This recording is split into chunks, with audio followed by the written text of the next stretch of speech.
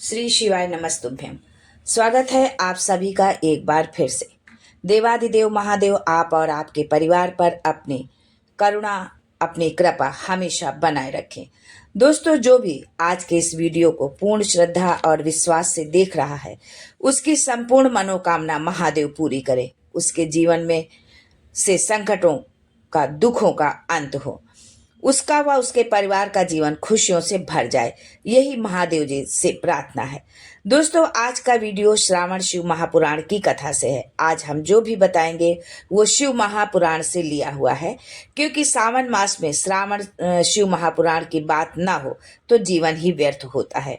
दोस्तों, आप महादेव की भक्ति, उनका पूजन 10 मिनट, 15 मिनट, जितनी देर आप कर सकते हैं, जितना भी समय आपके पास है उतना आप करें। आप ये निश्चित करें कि आप अपने जीवन का कितना समय महादेव को दे रहे हैं। आप कितनी देर भी पूजन करें, उसका मोल उतना नहीं है जितना कि मोल है भगवान पर आस्था का, विश्वास का, भरोसा का और दृढ़ता का। बाबा पर विश्वास हर पल, हर घड़ी होना चाहिए। चाहे जीवन में कितने भी संकट क्यों ना हो, लेकिन कभी भी अविश्वास मत करो। महादेव जिस जिस पर प्रसन्न हुए हैं वो उनकी भक्ति, विश्वास पर हुए हैं, उनके आस्था पर हुए हैं। दोस्तों, दुनिया का सबसे कठिन काम है किसी पर भरोसा करना। संसार के लोगों पर भरोसा किया तो हो सकता है कि वो आपके भरोसे को, आपके विश्वास को तोड़ दें, पर यदि आपने महादेव पर भरोसा किया है तो वो भरोसा, वो विश्वास कभी नहीं टूटता। घर परिवार, कुटुंब, पति, बच्चे, हो सकता है आपका साथ छोड़ दे, पर हमारा देवाधिदेव महादेव आपका साथ कभी नहीं छोड़ता। वो हमेशा आपका हाथ पकड़ कर चलता है। जिस घर के अंदर शिवलिंग नहीं है तो उस घर का पानी पीना भी वर्जित होता है। लिंग पुराण में, शिव महापुराण में, स्कंद पुराण में, काशी खंड में, उसमें अवंतिका खंड में लिखा, केदार खंड में ये इसका वर्णन है कि जिस घर में यदि छोटा सा भी शिवलिंग है तो वो घर किसी का भी हो, उस घर का जल गंगा जल के बराबर पवित्र हो जाता है। आप पूजा करते हो, नहीं करते हो, अगर आप शिवलिंग के सामने प्रणाम करके घर से निकल जाते हैं तो आप जिस भी काम से जा रहे हैं उस कार्य में आपको सफलता जरूर मिलती है। दोस्तों, सावन के महीने में जब आप जल चढ़ाएं तो एक साथ 2 लोटे से जो है जल आप अर्पित करें भगवान भोलेनाथ को। दोस्तों, सावन में कांवड़ की महत्ता बहुत होती है। कांवड़ की महत्ता लंकापति रावण ने करी।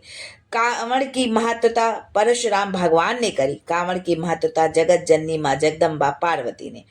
जब देखा बाबा देवाधिदेव महादेव ने विष की को पी लिया है तो माँ आदिशक्ति जगदम्बा ने उस विष को रोकने के लिए अंदर कंठ पर जाकर बैठ गई और माँ आदिशक्ति ने अपने अलग से एक शक्ति प्रकट कर ली और वो शक्ति संपूर्ण नदियों का जल भर भर कर भगवान भोलेनाथ पर उड़ेल रहा था।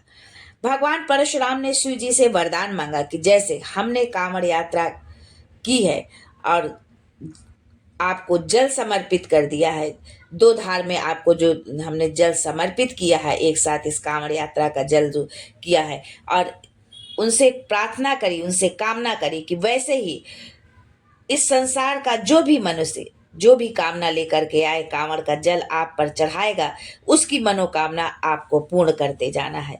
शिव महापुराण के जो है उत्तरखंड में है कि अगर आपने चतुर्मास में कोई तीर्थ व्रत अनुष्ठान नहीं आप कर पाए हैं, मगर आपने श्रावण मास में पड़ने वाले सोमवार में से एक भी सोमवार का व्रत यदि आपने रख लिया है तो आपको पूरे चतुर्मास के पुण्य का फल मिलता है। ये है सावन सोमवार की महत्ता।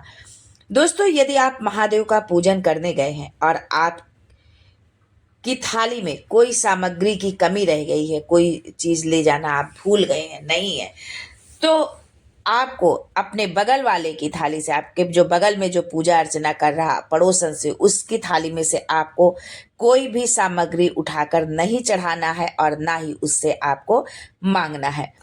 शंकर जी कहते हैं कि बेलपत्र नहीं है तो मुझसे ले लो, धतूरा नहीं है तो मुझसे ले लो, मेरे ऊपर चढ़ी हुई सामग्री तुम वापस धोकर चढ़ा दो, पर किसी से मांग कर मत चढ़ाना, क्योंकि मैं दूंगा तो ज्यादा दूंगा और पड़ोसी देगा तो वो कितना देगा ये आप खुद समझ सकते हैं। मैं दूंगा तो तुम्हारी झोली भर दूंगा, और जब तुम मेरे सामने बैठे हो तो किसी दूसरे से मांगने की क्या जरूरत है। अगर हम दूसरे से मांगते हैं तो हम महादेव का एक तरह से अपमान करते हैं। अगर आप आर्थिक तंगी से गुजर रहे हैं, पैसा आ नहीं रहा है, तो आप गन्ने का रस तुलसी जी के क्यारे में 7 बार अपना नाम और गोत्र बोलकर छोड़ दे।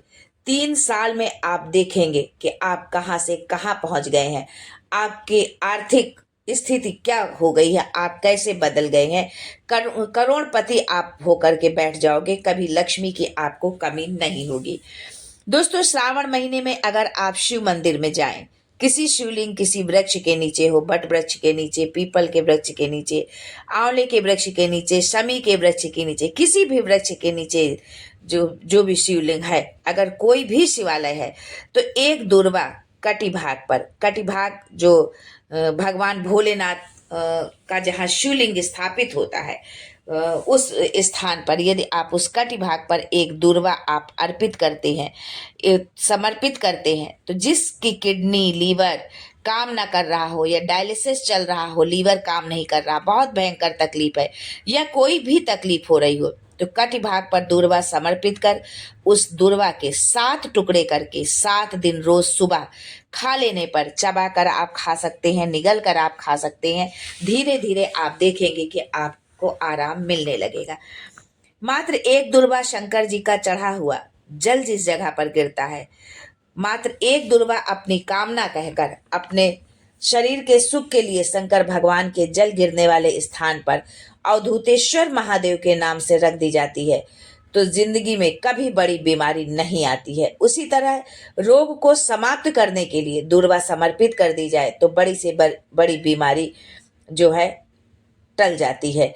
श्रावण का पहला दिन और अंतिम दिन, ये 2 दिन जो है तुमुरुका जी का नाम लेकर जो है अशोक सुंदरी वाली जगह पर एक बेलपत्र अगर आप समर्पित कर देते हैं तो उसके घर में वंश की कमी नहीं आती, उसके घर में पुत्र पुत्री जरूर होता है। एक बेलपत्र अपनी कामना कहकर रोग दुख कष्ट दूर करने के लिए शंकर जी के शिवलिंग पर, बन सके तो मंदिर में अर्पित करें, और नहीं है तो आप घर पर ही आप इसको समर्पित करें तो बहुत ही अच्छा होगा। जो माताएं श्रावण का व्रत नहीं करती हैं वो पशुपति व्रत करना ना करना, मतलब यदि आप श्रावण का व्रत कर रही हैं तो आपको पशुपति का व्रत नहीं करना है, और जो सावन के सोमवार का व्रत नहीं करती हैं वो पशुपति व्रत कर सकती हैं। यानी यदि आप पहले से ही सावन का सोमवार का व्रत कर रही हैं तो आप सावन के पश्चात जो है पशुपति व्रत उठाएं, और यदि आपने पहले से पशुपति व्रत आप कर रही हैं तो बीच में आप पशुपति व्रत को जो है स्टॉप कर दें, रोक दें, उसके बाद आप सावन समाप्त होने के बाद आप उस व्रत को करें। और सावन के महीने में जल चढ़ाने के बाद जो पात्र आप है उसको 2 कर लें, भले ही वो 2 हाथ पर यदि आप लेकर नहीं जा सकते हैं तो एक के ऊपर एक जो है रख ले पात्र को, उसको लेकर के जाइए। उसका कारण क्या है? शंकर भगवान ने पार्वती के सम्मुख में गंगा का आवाहन किया। गंगा जी ने आकर पूछा था, स्वामी जब पार्वती आपके नजदीक है तो मुझे बुलाने का कारण क्या है? भगवान शंकर कहते हैं कि श्रावण का महीना प्रारंभ हो रहा है, जब मेरे ऊपर सृष्टि का भार आ जाएगा तो मुझे गंगा और पार्वती दोनों की जरूरत पड़ेगी। जब घर में विवाह या कोई फंक्शन, कोई बड़ा काम होता है तो थोड़ा सा काम बढ़ जाता है और जिम्मेदारियां हमारी बढ़ जाती हैं। दोस्तों, 5 दूर्वा, 5 पुष्प, 5 बेल, 5 लोटा जल प्रातः के समय में सोमवार के दिन 1 दूर्वा, 1 पुष्प, 1 बेलपत्र, 1 लोटा जल समर्पित करें। इसके बाद श्री शिवाय नमस्तुभ्यम, पंचाक्षरी मंत्र, खड़ाक्षरी मंत्र जो भी है इस मंत्र का आप जाप करें, ध्यान करें, और उसके बाद फिर पुनः जो है बेलपत्र, दूर्वा, इसी क्रम से 5 बेलपत्र, 5 पुष्प, 5 दूर्वा समर्पित करिए। फिर उस जल का आचमन करिए। यदि आपके संतान नहीं है, आप बहुत लंबे समय से जो है आप संतान की इच्छा है पर नहीं हो रहा है, तो आप देखेंगे कि इस उपाय को करने से गर्भ जो है अवश्य ठहरेगा, आपको संतान अवश्य होगी। श्रावण का पहला सोमवार होता है शिव तत्व का, और दूसरा सोमवार होता है देवी तत्व का, माँ दुर्गा का, माँ भवानी का। दोस्तों, शिव पंचायत में पंचदेव होते हैं, शंकर भगवान, देवी दुर्गा, भगवान नारायण, भगवान भास्कर और स्वयं भगवान शिव के पुत्र गणेश जी। इन पंचदेव हमें 5 सोमवार का व्रत का फल देते हैं। तो ये है सावन के सोमवार की महत्ता, और किस तरह से हम पूजन करें, किस तरह से हम अपनी किस मनोकामना के लिए कौन सा उपाय करें, ये जो है जानकारी आज के वीडियो में आपको मिली है। और यदि कुछ और आप जानना चाहते हैं तो कमेंट बॉक्स में जरूर लिखिएगा। अगर इन उपायों से आपको कोई लाभ मिलता है तो वो भी आप जरूर लिखें, क्योंकि ये दूसरों के लिए एक प्रेरणा स्रोत बन जाती है और दूसरा भी इसका लाभ उठाते हैं। तो आज के लिए बस इतना ही। फिर मिलते हैं कुछ नया, कुछ अलग, कुछ अद्भुत लेकर।